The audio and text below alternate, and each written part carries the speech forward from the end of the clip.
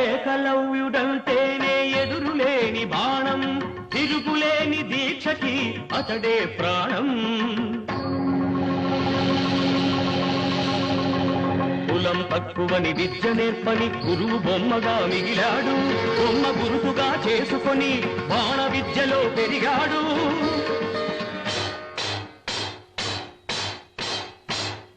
హుటాహుటిని ద్రోణుడప్పుడు తటాలు మన కదలి వచ్చి పక్షపాత బుద్ధితో దక్షిణ ఇమ్మన్నాడు. ఎదుట నిలిచిన గురుని పదమంటి ఏమివ్వగలవాడననే ఏకలవ్యుడు. బొటన వేలివ్వమనే కపటి ఆ ద్రోణుడు, వల్లయని శిష్యుడు చెల్లె ద్రోణుని ముడుపు.